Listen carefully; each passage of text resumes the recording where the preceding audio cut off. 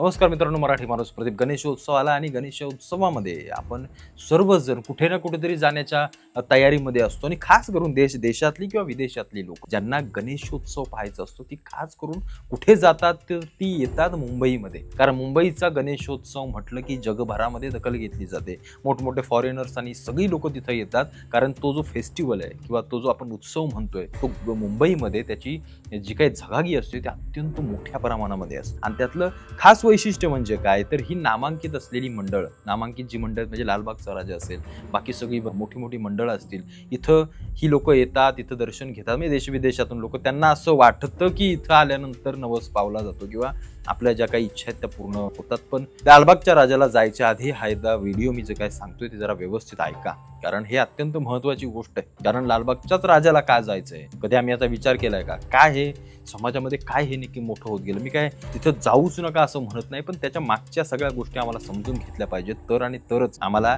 या सगळा जो काही ग्लॅमर आणि हा जो काही दिखावा आहे ना याच्यातून मुक्त होता येईल. लालबागचा राजा हा असा गणपती आहे जिथं संपूर्ण आपल्या देशातले सगळी टॉपची लोक ज्याला म्हणतो ना आपण, मग हे अभिनय क्षेत्रातील असतील, राजकीय क्षेत्रातील असतील, उद्योजक असतील, ही सगळी लोक तिथे येत जात असतात. आणि त्यांची सततची रीग असल्यामुळं, सततचं मीडिया अटेन्शन, सततचं त्या हिरोईनींच्या आणि त्या हिरोईनच्या मागं असणारी ती त्यांची ती पाळीव ठेवलेली ती काय पेपराजी की काय ती सगळी लोक तिथं दिवस रात्र मेलेली असतात. आणि त्याच्यामुळं या सगळ्या लोकांची लगबग असल्या कारणानं लालबागचा राजा म्हणजे एक गणपतींमधला गणपती मोठा, म्हणजे गणपतीचा बाप म्हटलं तरी असं म्हणायला काही हरकत नाही, असंच काहीतरी म्हणावं लागेल. असा लालबागचा राजा, आणि तिथं जायला ही सगळी तडफडतात, हे VIP लोक, आणि ते जात आहेत म्हणून मला जायचंय आणि त्या लालबागच्या राजाच्या पायाला हात लावायचा, एक फोटो सेल्फी काढायचंय, जेणेकरून मला दाखवता येईल की मी लालबागच्या राजाचं दर्शन घेतलं. असंच आहे ना काहीतरी, बरोबर ना? कारण काय आहे ना, आपण सामान्य माणसं ते काय ते अशी मोठी रेलिंग लावली त्याच्या बाहेरनंच आपल्याला सगळ्यांना बाहेर केलं जातं, मुख्य दर्शन फक्त दिलं जातं. पायापर्यंत जाण्याचा मान या VIP लोकांचा असतो, जे अत्यंत जवळ जातात,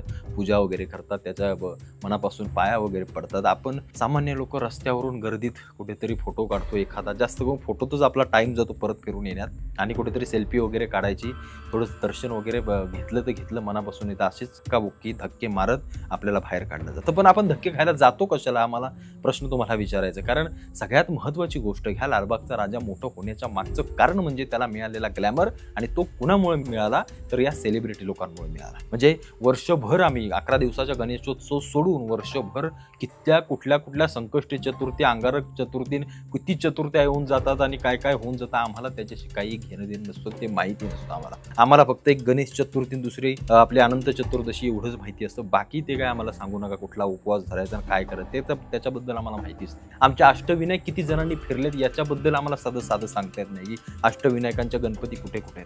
आणि आम्ही 11 दिवसांच्या गणपतीमध्ये आमचा घरातला गणपती सोडून रात्रभर त्या लालबागमध्ये फिरत असतो. का तर लालबागच्या राजाचं दर्शन घ्यायचं आणि आजूबाजूच्या मंडळांचं दर्शन घ्यायचं. पण दर्शन घेण्याबद्दल नाही गेलंच पाहिजे, फिरा तुम्ही, मजा करा, आपला उत्सव आहे. पण दिखाव्यासाठी फक्त आम्ही आमचा उत्सव साजरा करणार असू तर त्याला काही अर्थ नाहीये. एकीकडे आम्ही 11 दिवसाचा गणेशोत्सव मोठ्या ह्याच्यात थाटात साजरा करायचा, आणि दुसरीकडे आमच्या धर्मावरती किती आमच्या धर्माचे लचके काढले जातात त्याच्याबद्दल आम्हाला सांगायला गेलं की आम्ही म्हणतो अरे हाय, हे धर्मांमध्ये तेढ निर्माण करता येतात.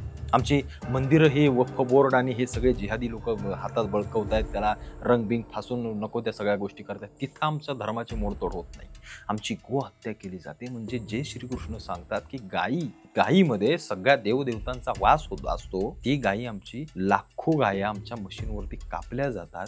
तेव्हा आम्ही काय म्हणतो, अरे ते जाऊ दे, त्याच्याशी काही आपल्याला घेणं देणं नाहीये. प्रश्न इथं येतो ना, कारण आम्ही इथं पाया पडायला जातो म्हणजे आम्ही दिखावा करतोय, आम्ही आमच्या धर्माचं काम कुठं करतोय? आमच्या धर्माच्या गोष्टींसाठी म्हणजे एक गोष्ट झाली मला लज्जास्पद वाटते, जेव्हा काँग्रेस सारखा पक्ष या मुसलमानांची बाजू घेतो तेव्हा ती मुसलमानं या सगळ्या काँग्रेसला असं म्हणत नाही की हे धर्मांमध्ये तेढ निर्माण करतात. पण एखादा भारतीय जनता पार्टी सारखा पक्ष जेव्हा हिंदूंची बाजू घेतो तेव्हा असं सांगितलं जातं की हे RSS संघी विचारांचे आहेत, हे हिंदू नाही आहेत, हे संघी विचारांची लोक आहेत, हे सगळे धर्मात तेढ निर्माण करायला लोक आलेली आहेत. का आम्ही हा विचार का करतो? त्यामुळं हिंदूंनी फक्त दिखावापणा सोडावा, हिंदूंनी फक्त ग्लॅमर आणि या सगळ्या गोष्टीच्या मागे जाऊन आपला धर्म आपण काय करतो याचा विचार एकदा करावा, खरोखर याचा विचार एकदा करा.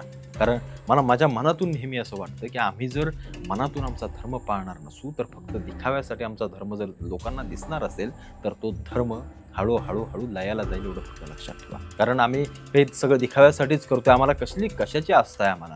कशा लालबागचा राजा म्हणजे गणपती आणि बाकीचे सगळे गणपतीच नाहीत, हा जो काही विचार आहे, किंवा दगडूशेठ हलवाई म्हणजे गणपती बाकी गणपती नाही, बाकी ते दुसरी मंडळ तेच म्हणजे गणपती बाकी दुसरं काही नाही, हा जो काही द्वेष आणि या सगळ्या ज्या काही गोष्टी आहेत ना, स्पर्धा आहेत, यातून आपण हिंदू म्हणून पहिल्यांदा बाहेर आलं पाहिजे. आधीच आपण जातीत वाटलेलो, आधीच आपण गावकीत वाटलेलो, त्याच्यात आपण अजून पुढे आलो तर भाषांमध्ये वाटलेलो, राज्यांमध्ये वाटलेलो, सगळ्यात वाटलेलो.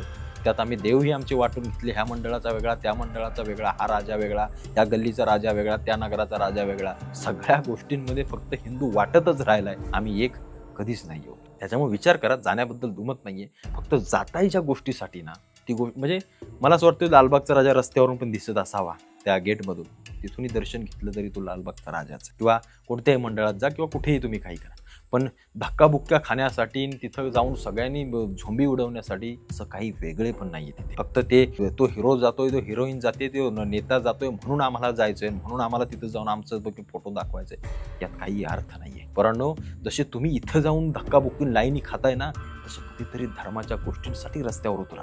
कारण तुम्ही जो काही आज तुमची तत्परता दाखवणार आहात ना, ते तुमच्या उद्या पिढ्यांसाठी ते अत्यंत महत्त्वाचे असेल, एवढं लक्षात ठेवा. आपला धर्म आपल्याला वाचवायचा असेल, तो मोठा करायचा असेल, तर आपल्याला हिंदू म्हणून सजग राहिलं पाहिजे. दुसऱ्या धर्माचा द्वेष करण्यात काही अर्थ नाही, पण दुसरा धर्मवाला जर आपल्या पायाखालची जमीन सरकवणार असेल, तर मग आपण शांत बसून तरी कसं चालेल मला सांगा बघू. इथे मग तुम्ही अगदी सेक्युलरवाद घेऊन चालेल का?